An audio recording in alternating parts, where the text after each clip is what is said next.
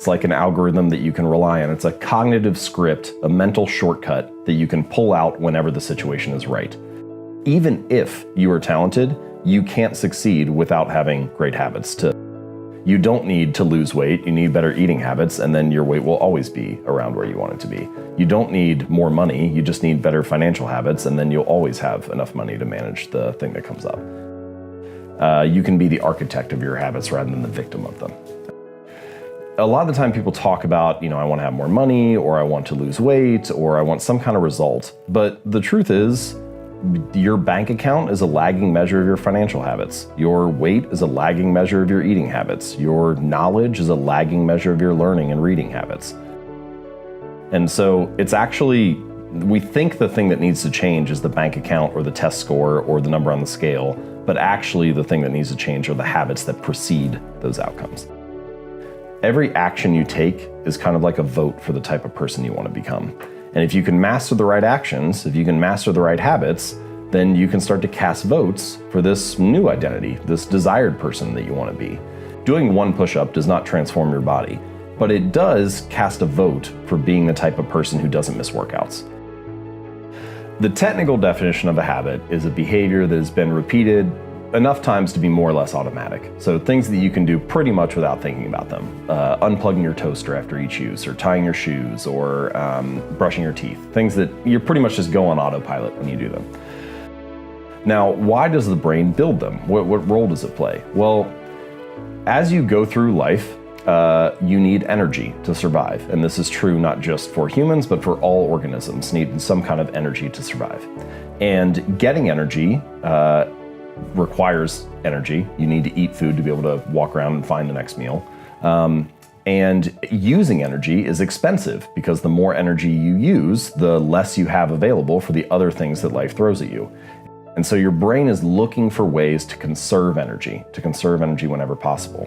And habits are a great method for doing that. So for example, when our ancestors were roaming around the savannah, if there was a berry patch 100 meters from you, it made sense to go to that berry patch rather than one that was like on the other side of the mountain, right? You would choose the path of least resistance. And eventually, what your brain learns is, oh, whenever I'm by this tree, that means the berry patch is 100 meters away. And so the tree becomes a signal that, hey, food is over there.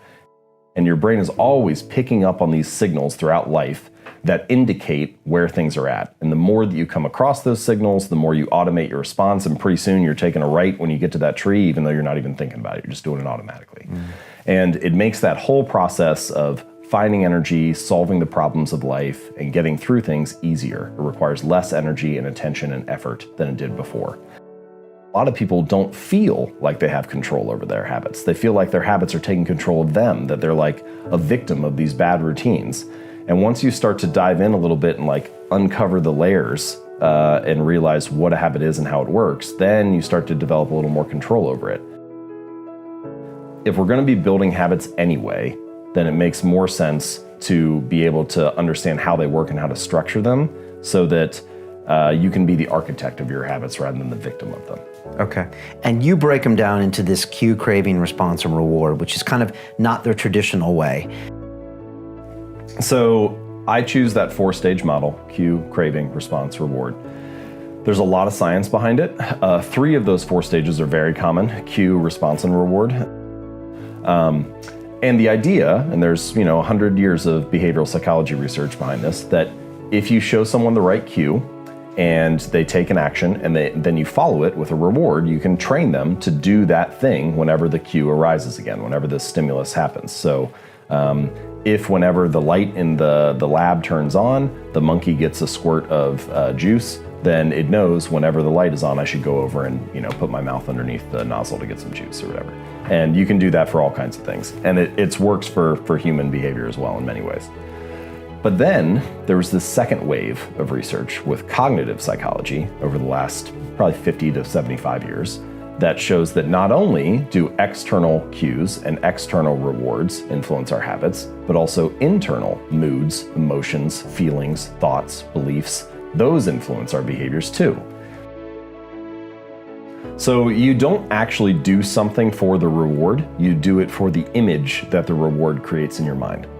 If you go to Amazon and you buy Atomic Habits or you buy some book or whatever, you aren't actually buying the book. You can't because you don't have it yet. What you're buying is the image that that sales page creates in your mind. You're buying the expectation that it will be a good book. And the reward of actually having the book or reading the thing only comes afterward. It only comes after the action.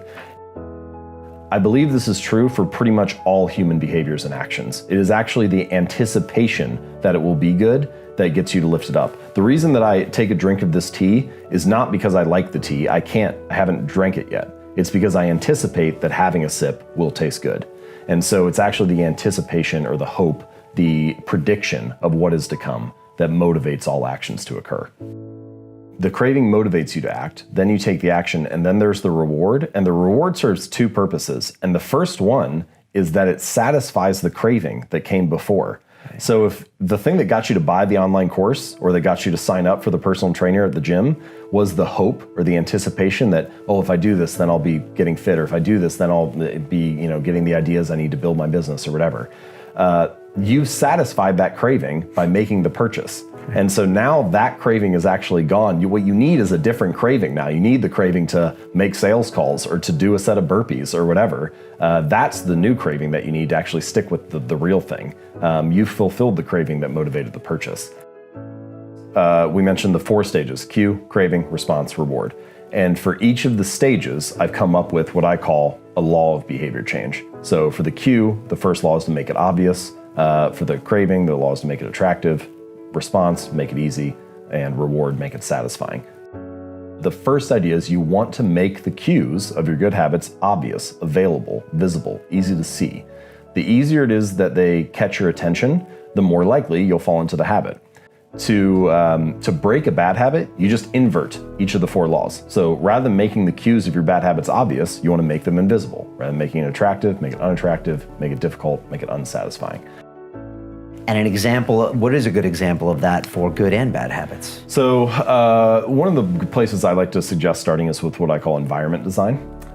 So basically the things that are on your desk at home, your kitchen counter, your office at work, they influence your behaviors. And if you can restructure your physical environment or your digital environment, then you're more likely to actually stick with the right habit.